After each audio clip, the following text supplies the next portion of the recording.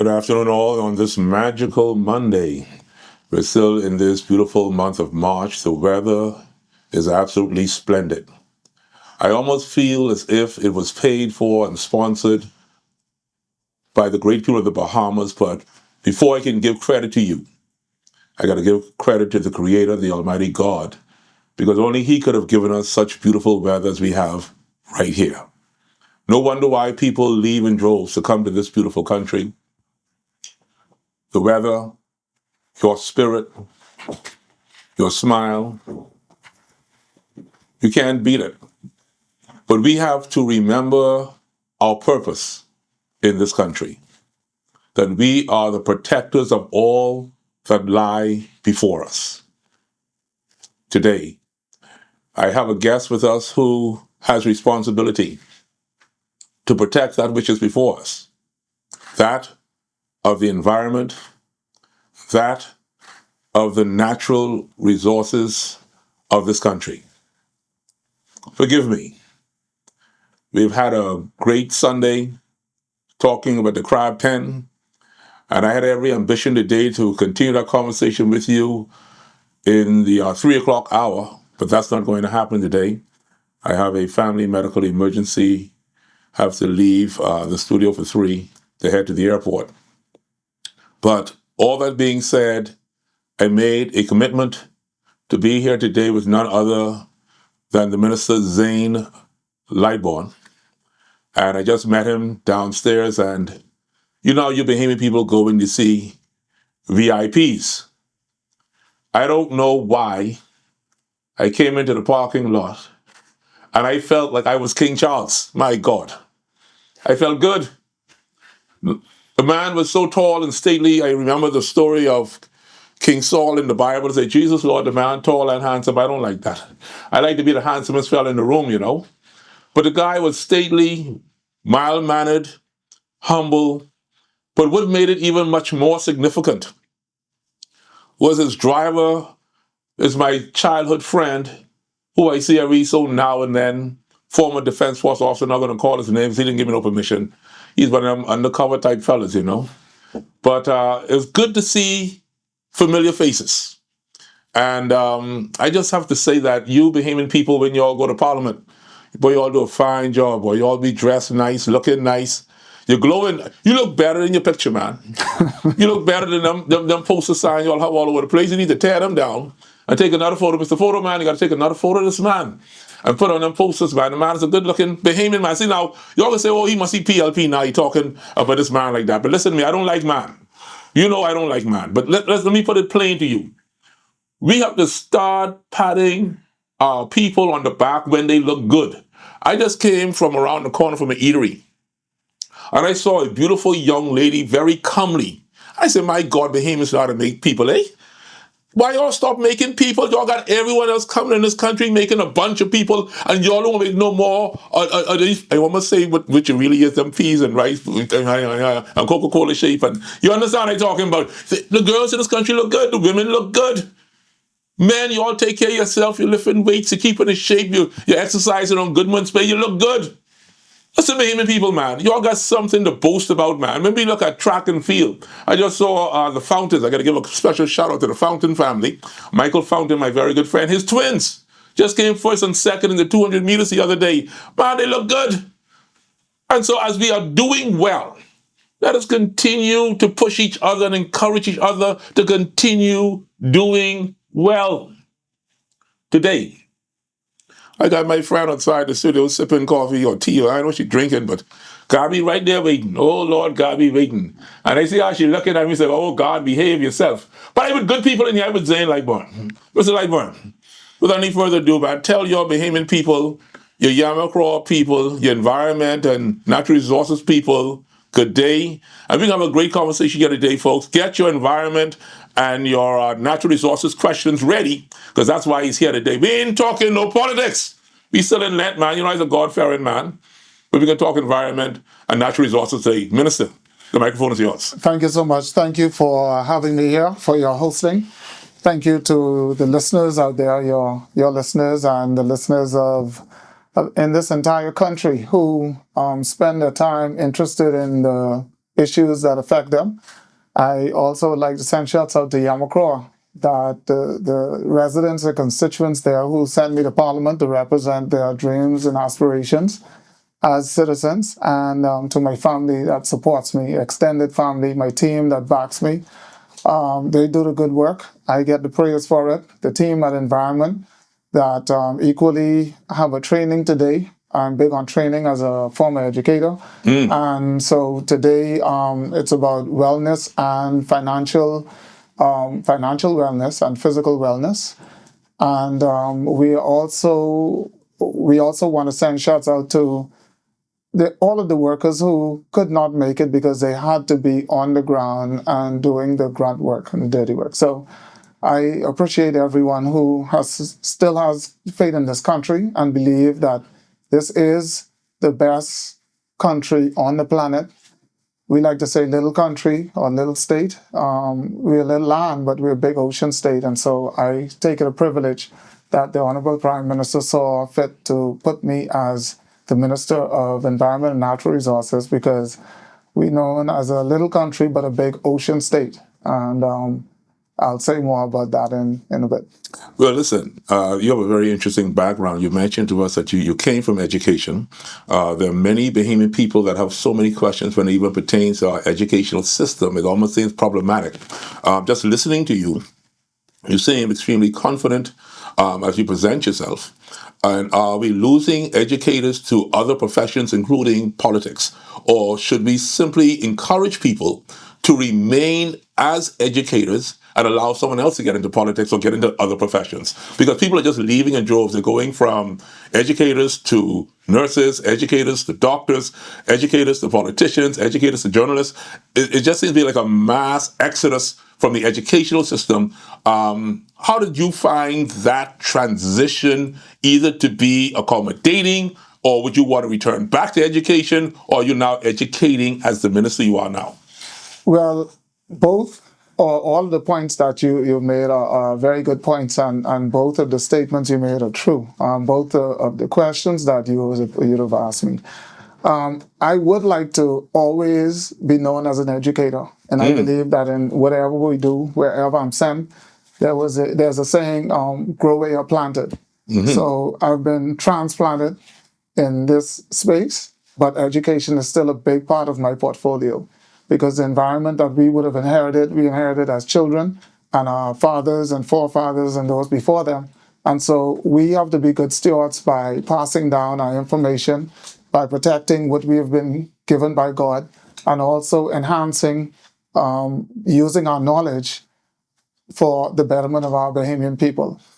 I don't want to make this conversation a PLP, FNM, COI, DNA conversation.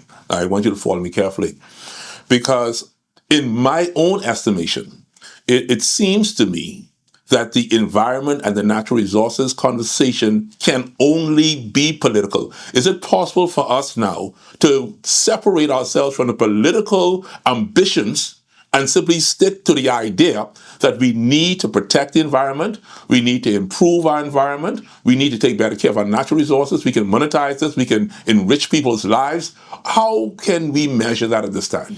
Well, I think that the best point to begin with in measurement is to look at how we take care of things that we can touch and feel physically, or the environment right before us. I always repeat this proverb.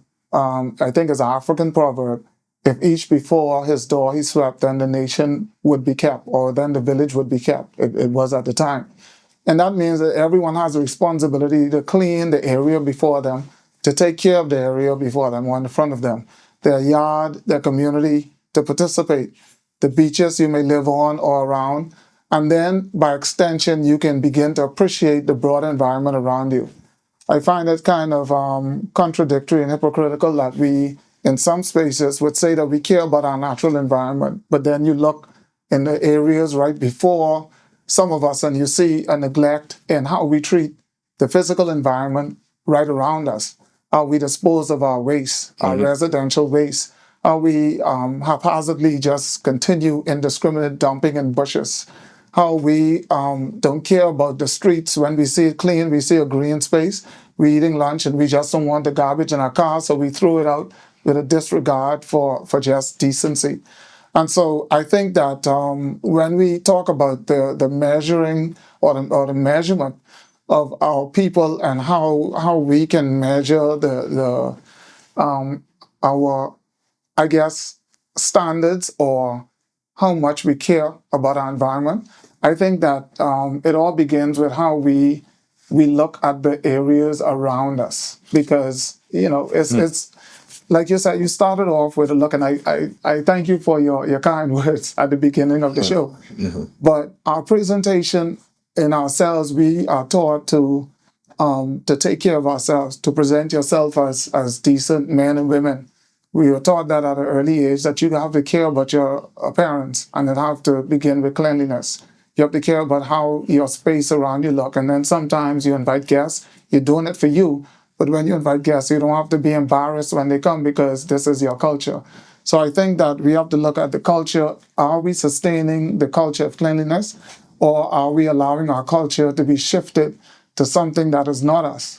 I wish you would answer that yourself, because there are several things that do irritate even myself.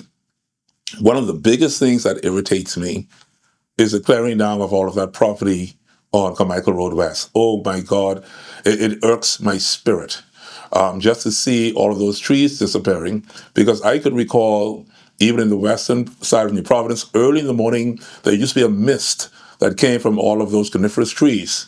And the precipitation every morning would bring the vegetation that lush green color.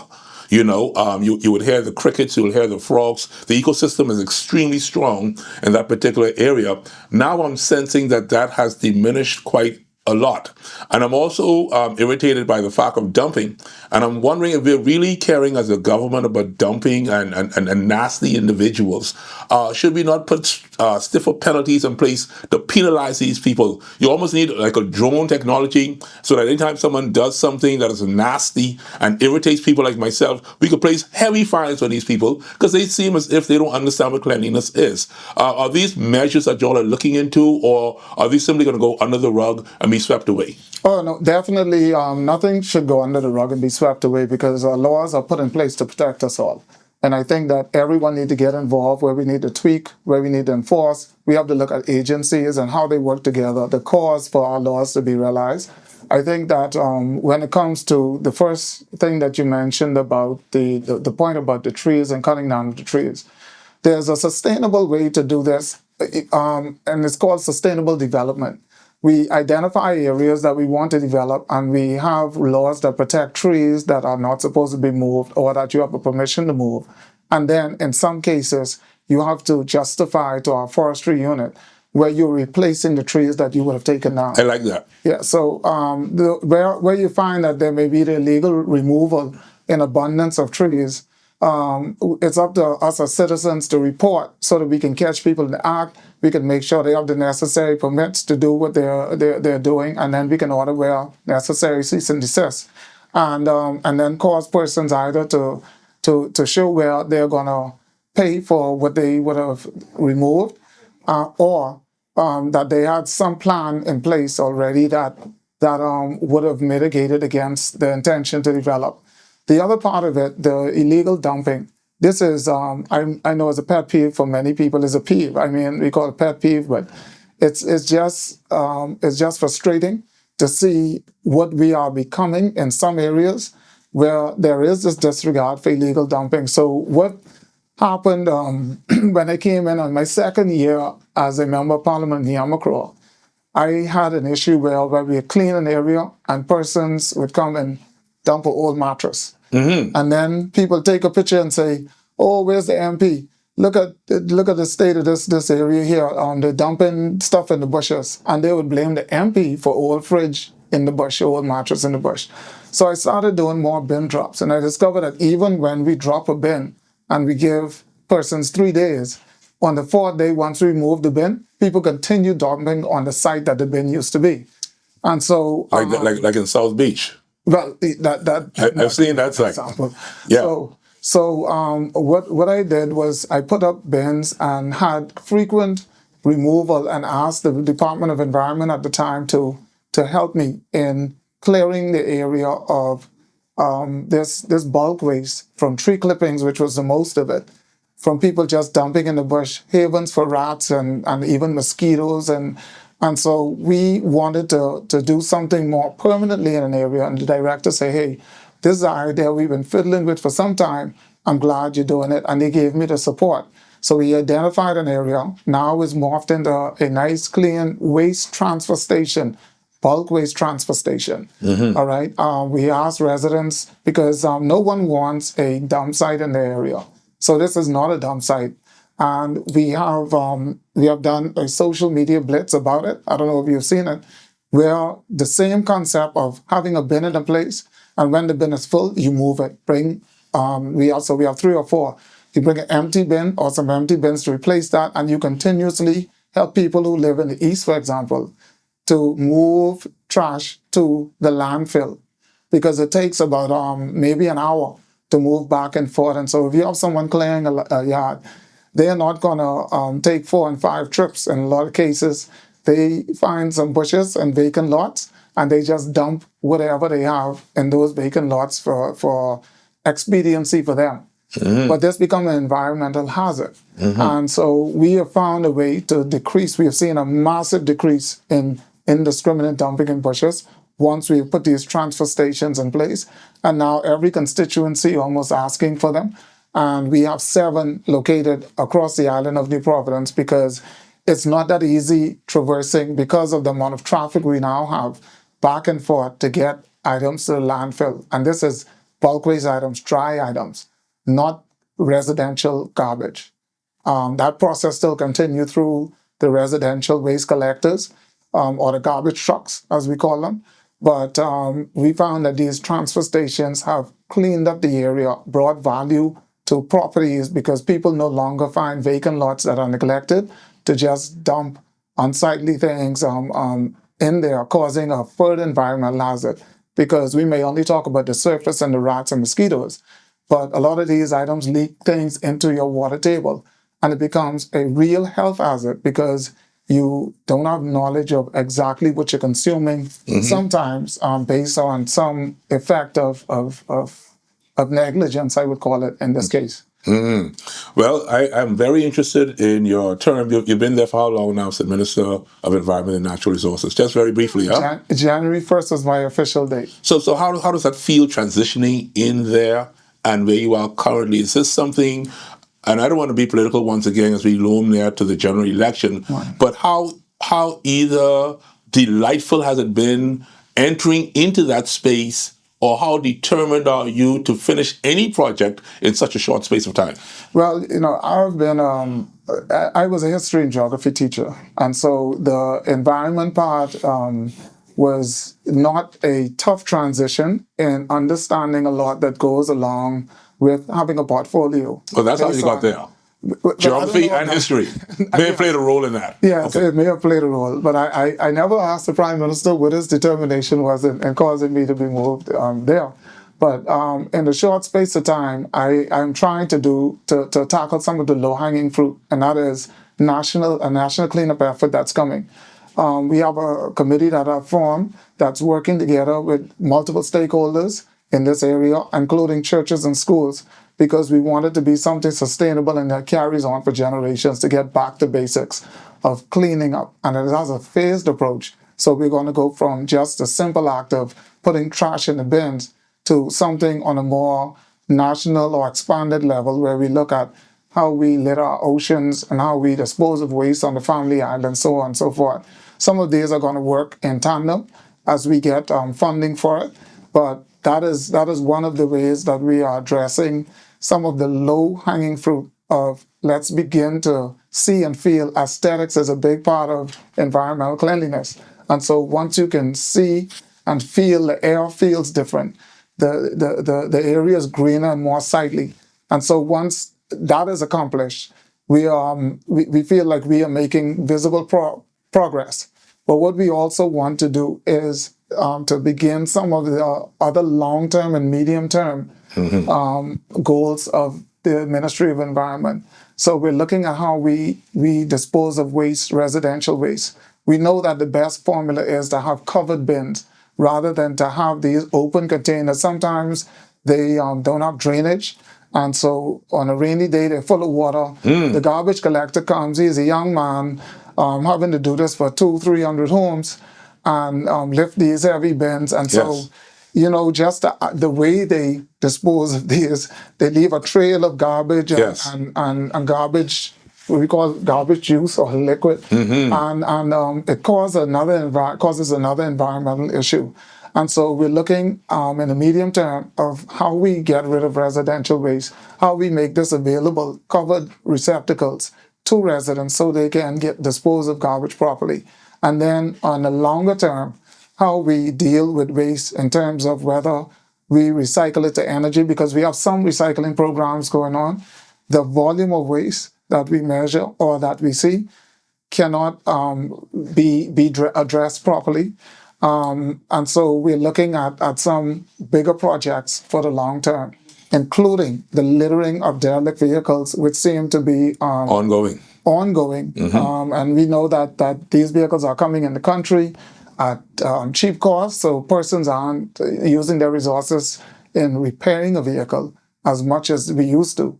We find it very easy to just abandon Yes. a car and get a new one because it's only a few $1,000s that a lot of people can afford.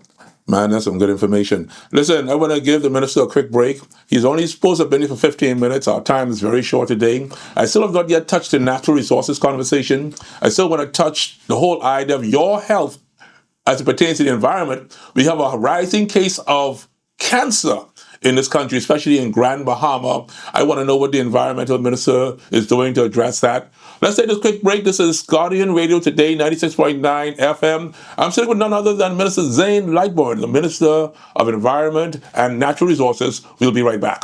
And we're back. This is Guardian Radio Today, 96.9 FM. I am your host, Garth Minot Roseborough. Just been joined in studio with none other than Gracious Gabby. She's here today. She has her own time on Wednesdays, I believe it is. But, she's like, Garth, you can't leave me and I can't leave you. So she's going to pop in from every now and then. And I'm supposed to be joined with Ian Thomas today as well. Because every now and then you need a little sidekick. But the big man on the horse today is none other than the Minister Zane Lightbourne. When I say big man, I talk about big man. I talk about taller than Garth Minot Roseborough. So I got to wash my mouth in here today. And I know you people want to accuse me of protecting a big man, but listen to me, I ain't no pit bull. And I definitely ain't no pot cake. I see what they do to pot cake. I got to be a dope and pincher. I just got to know when to talk and when to be quiet.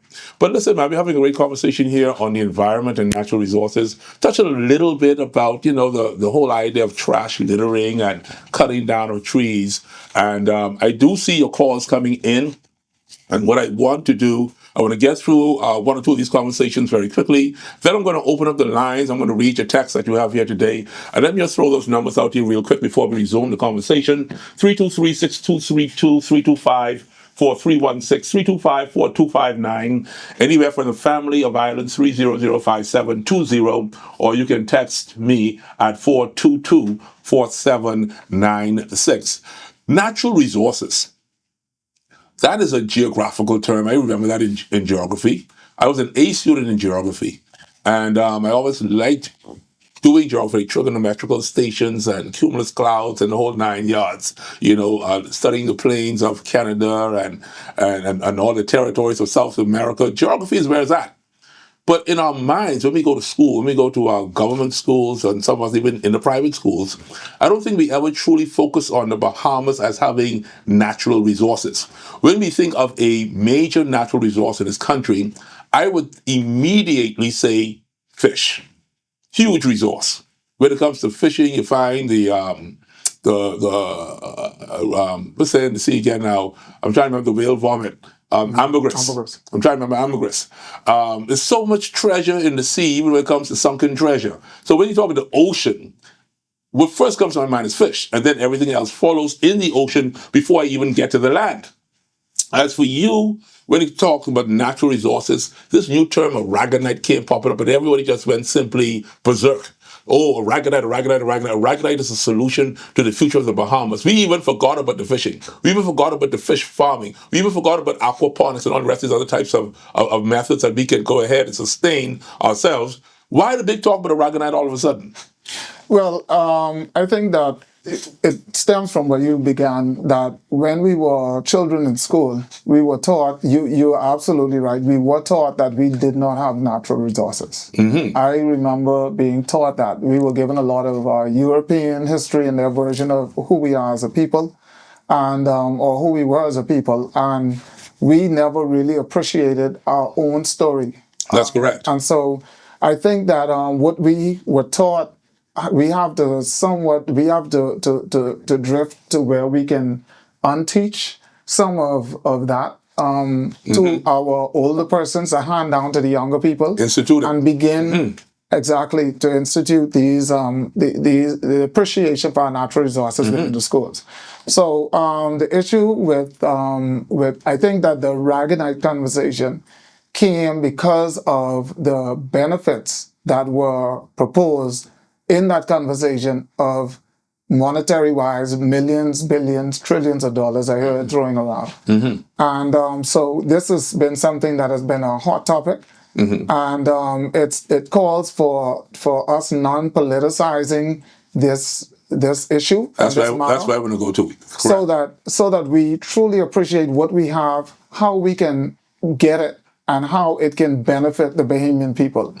So in terms of our fish, we have some of the largest seagrass and turtle grass meadows in the world. Yes. Mangrove reef systems, and these are habitats for the growth of new fish. And a lot of other countries using the channels, using the currents that move through our oceans, we are able to sustain other countries and having healthy fish. That's correct. And when we talk about crawfish and all type of fish in the sea, right? So I think that when the idea of, I think using the basic conversation of fishing that everyone understands, it's easier to get buy-in than trying to explain natural resources, because then that becomes easily political.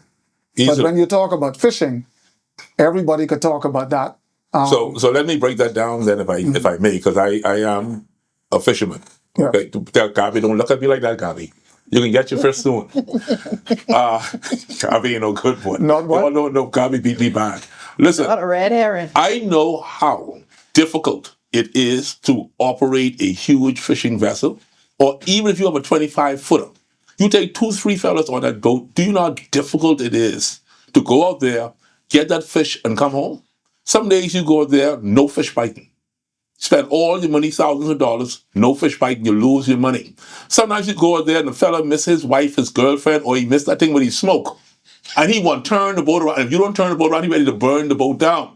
All these things happen on the sea. Sometimes you go there, the fella put a hook straight through his finger, got to get medical attention. You got to turn that boat around and go back to shore. You ain't catch one fish yet. A natural resource is not magical money. I think this is where the government needs to first have its conversation on the ground floor. Just because you mention a word, aragonite, doesn't equal money. What it means is that you have to learn to understand this industry, and you got to be prepared to invest. You got to be prepared to lose the investment. And you got to be prepared to say, you know what? Even if I make some money, I still got to put the money back into the investment in order to solidify the investment. These are the things that have to be taught. Yeah. There is no millions and billions of dollars for you to get overnight. That's not going to happen. On no continent, in no country around the world, does someone wake up one day and say, you know what? I'm going into the woods. I'm going to be a lumberjack. I'm going to cut down all the trees in the Amazon jungle, and I'm going to make paper. Oh, it sounds good. Everybody got to use paper.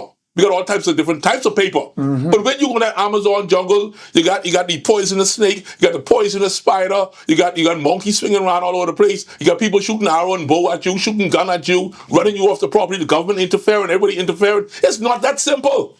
This is the conversation that need to be had. You are, I mean, the way that you would have expressed it, you're passionate about it. I'm passionate about everything. But you're so correct, right? Yeah. So I think that when we sell, it's called selling you a dream. You never sell the work that actually go into the process. Nobody talking about the work. Everybody talking about the money, though. Yeah, Yeah. So we have a whole generation of people walking around. I see you. I see these people sitting around waiting for money. Right. It doesn't work that way. No. Any money that's made that way is counterfeit money, and it ain't gonna last long. You're going to jail. When I taught at Jackie, I remember let me make sure I got this right. The motto was no reward without labor. And that struck me just now when you said that everything that we speak about, there's a process and a requirement for you to achieve what you want to achieve. Yes. You may see the success of a person like yourself, like myself, like Gabby, but you never know the journey. You don't know what they would have been through. You want to sit where you are sitting, but you don't want to live there. You say, give me what you have. I want to be like you. Well, then be like me through the entire process. Would you be willing to go through that process to get here? Because everybody may not necessarily make it depending on what you've gone through. I can prove it to you. You earlier in the conversation said that you have some garbage bins. Watch this now. People throwing out the garbage. The rain comes and fill up the garbage bin because you too lazy to put a hole in the bottom of the bin. That's the first thing. Right. So you can help the fellow who lifting the 200 to 300 barrels a night. Watch this. You too lazy to lift the garbage bag from the house and throw it in the garbage. You throw the garbage in the yard or across in the bush. You too lazy to wait to throw the garbage in a bin somewhere. You got to throw it out the window of the car and pray to God the wind blow it away. What type of human beings who's going to convince me that you could lift a ton of aragonite to make some money? You think I'm crazy? I look like some type of idiot to you? Y'all got to stop talking fool, man. In this world, it takes work. It takes work. It takes work to make money. The government of this country has to work. The citizens of this country have to work. If nobody is working, let me tell you what happens. Let me fix it for you. Oh, I want to open an aragonite company. Okay, so who you gonna hire to work? I got me 3-4 Haitian. You then gone and you're the same one who tell me you got a problem with the Haitian coming in the country and taking over. Oh, but my mind can be legal. Everybody Haitian can be legal. What do you think this is? The fellow who chopped your yard last week, he ain't legal. But as far as you're concerned, that ain't my business. Mind my own business. We got to make sense in this country, man. So when we talk about natural resources, in your estimation, what is the easiest and simplest natural resource that you know of where we can make $1 too? Well, I think the industry that you spoke of, well, there are multiple industries that come from our seas that you can make a lot of money from. Lately, we have seen some family islands get involved with their boat owners. Yes. With tours, right? Where they just take some of our natural beauty and find spots that they can take tourists, and tourists pay them to go and see these spots, right? Exoma is the best example because you have swimming with the sharks, you can see the iguanas, you can see the starfish and turtles and whatnot. So you need a boat captain license for that? Yes, you should. Yeah, so now you can take the course for $1,000, so you got to invest first. Yes, you do. And then you got to go find a boat, or you got to go to BAIC or go to the government and do a business plan, put that together and try and get a grant to get your boat. Then you got to go find gas, and you got to go find crew. It ain't just happen overnight. Yeah. You see the man on the boat smiling, grinning, got 350s on the back of his boat. Oh, he's big time now. But you wasn't there when the man had a little dinghy. I mean, I just try to be real, Minister. No, you're real. And that, I think that's much appreciated because out of that, the same industry, you can use your boat to do fishing also. Yes. Because there are less fishermen. That's why fish some places are expensive. Because the natural resources that we have before us include everything from our air and our sunlight. We were told sun, sea, and sound was in it, that was a tourism product. No, they are all natural resources. The natural resource of the sun and the 90% of sunlight that we have, the sunlight that we have through 90% of the year, we know that can give us energy. And that's why we're doing a multiple source approach when it comes to providing electricity, where we're using renewables.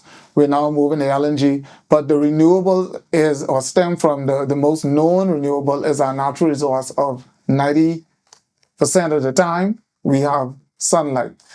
I want to do two things right now because, the phone lines wouldn't stop lighting up. I was trying to hold the phone lines off, but the first thing I want to do, I got somebody sitting in this room who wouldn't behave herself. That little Gabi. Now, she didn't come on the show before and talk about, Darren Pitstock, you look kind of good now, but you ain't look as good as Zane Lightbourne.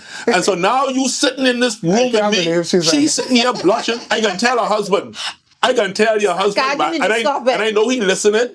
But I know it's innocent. I know it's innocent, but I gotta be mischievous like that. Because God, we know I love her and I love her husband. So everything cool, but she ain't bringing no souvenir for the cruise either. On top of fish. But giving me a question. Talk to the man. Firstly, good afternoon, Bahamas. Good afternoon, Minister Lightbourne. You and God had a very good discourse, but I had a few follow-up questions that I wanted to ask because we're talking about various industries in terms of fishing, the boating industry, and you mentioned your background in history and education. And I want to know, Geography. Yeah. is there anything currently in place in the school systems that we can bring these at a younger age? I know now, because sailing is now represented as our national sport, we have the junior sailors and all of these programs that are being brought in place. But I want to know, are we starting to teach it from a very young age through our system? Is this being entrenched into our curriculum? We talk about these things. I mean, can't be saying we boatmen, seamen, our work on the water, but in other countries like Jamaica, by the 7th, 8th grade, they are producing carpenters. I don't know one Jamaican who ain't know how to build something. They are producing these people in school and they are able to export labor across their country and even throughout the Caribbean. We talk about this fishing and boating. Is this something that we currently have in the works to implement in our school system so that we can really practice what we're preaching? Well, our government have been very intentional. We've been very intentional in how we move forward. And we can't tout progress if we don't show that we are trying to get from point A to point B. The last year, the Ministry of Education rolled out for the first time a Bahamian history text written by Bahamians. I think it starts, it has from primary to senior school. It's a huge text, and some of our best minds when it came to history, social studies, and civics of our country have contributed to this text, this Bahamian text. So to answer your question, yes, we are targeting those students in school to cause them to appreciate that the history that was handed down to us, the Europeans that colonized us, that is something that we need not to focus. We can mention as a matter of fact, but that should not be the indoctrinated, educated history that we teach our children. That cannot be what we put in our schools for our children. And so, along with the history text, we have agencies like the Department of Environmental Plant Protection under our ministry. We have the forestry unit under our ministry who have a number of programs, non-government, and they are, in some cases, these are non-profit organizations who sponsor certain programs to bring awareness to, let's say, our creeks and how we can protect or how we can grow our mangroves, because some of the mangroves now die due to blockage. We want to develop. We have persons who are developing in areas where creeks don't meet each other, and so the systems, the young fish die, the marine, mangroves die, and all of the marine vegetation that help fish to grow and that are habitats, natural habitats for our fish. And so we're teaching them how to unblock, how to look at sustainable development, because in most cases, we like to build on the water, but we have no choice to build in some area that hampers the natural environment or that affects the natural environment. And so that is a part of, there's a huge education component, working with schools in terms of informing them what are our natural environment resources and how you can help to protect it, how you can help to enhance it, how it can work to benefit you as a young Bahamian and as a future leader of the country. And so I also want to give shouts out to the Department of Forestry recently had an initiative for our teachers. And this is an ongoing professional development program when they're on midterm. I commended those teachers through the Ministry of Education. They're doing an excellent job of teaching the teachers how to teach the topic of natural environment, natural resources, and what forests are. Because we never used some of these terms before. We used to just say the bush. We go in the bush. We never say we go into the forest. We thought of forests as big mahogany trees, unless you have that. Everything else is bush. But it's all forests. And we just have to teach them what type of forest we have. and the benefits of those forests to enhancing our natural way of life. I appreciate that. We got to go to the phone lines quickly. Caller, you're on the line. You've been waiting for some time, but we're trying to get through. Go ahead, caller. Caller, you there? Go ahead, caller. You're live on the air.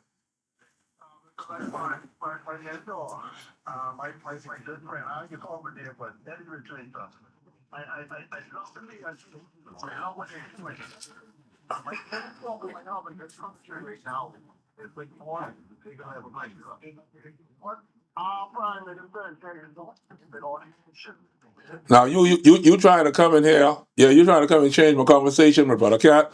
No. I said we ain't talking about that. Yeah, but hold on. This ain't the show for that. Not this one. Not this one. We talking environment and natural resources. That's what we're talking about. Let me take another caller, please. Caller, you're live. Yes, hey, how you doing? It's Alan Johnson here. Hey, Doc, how you doing? I'm all right. Good afternoon to all of you in the studios. Good afternoon, You know, Mr. One Miller spoke on these things extensively. Just a little bit about myself, right? I'm Alan Johnson, the originator of the resource conversation going back 25 years. I can show you evidence of the same going back to... I mean, we got to go because we got... Pardon me. Okay. 50 seconds or 90 seconds, whatever it is you... Okay. Please. If you want to, I can just hang up. No. You can go back after the break, but I said I got 6 minutes left because you know what? I got to go to the airport myself. Let me have my 6 minutes. Okay. Hello? What's your 2 minutes? No, okay, so I'm saying this, right? You, 1 minute spoke of these different things, right? And the reason I speak about this is that, you know, I hear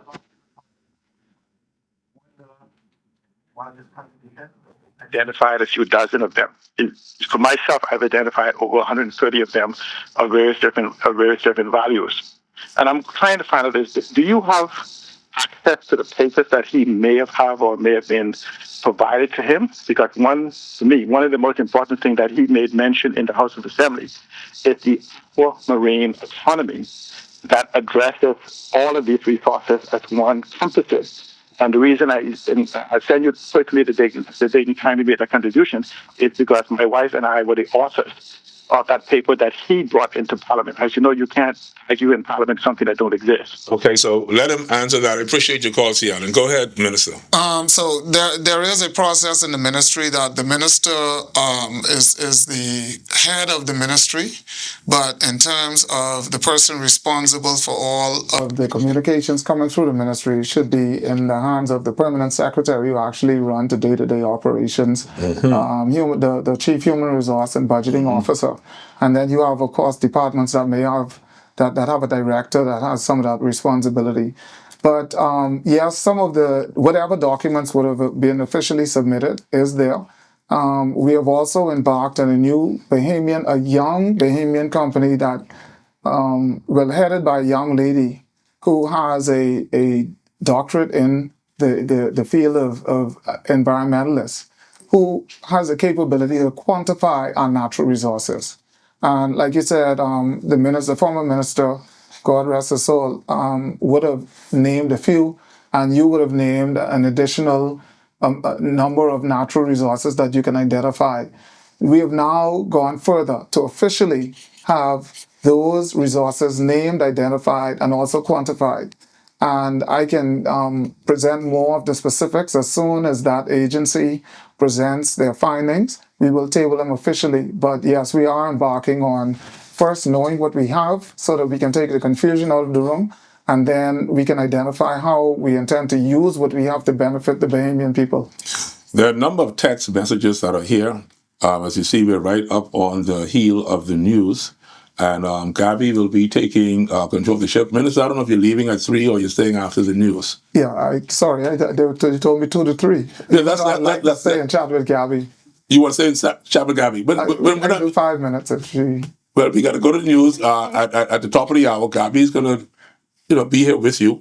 I could trust Gabby with you. What is that supposed to mean, Roseboro? But I see the lines are all lit up, so I'll call us. Because I have to read these people text. They text. Call us. Give me your best 1 minute. Next caller on the line. Let's go quickly. Next caller. Caller, go ahead. Hello. Hey, how you doing, man? I got to give you 1 minute. Sorry about that, but we're going up on the news. Be quick. Hi, Mister. I loved what you said about the need to protect the turtle grass and the peatgrass. I think that's really important. Up in Exuma, there's a fight where people have been calling for no dredging of those very same grasses.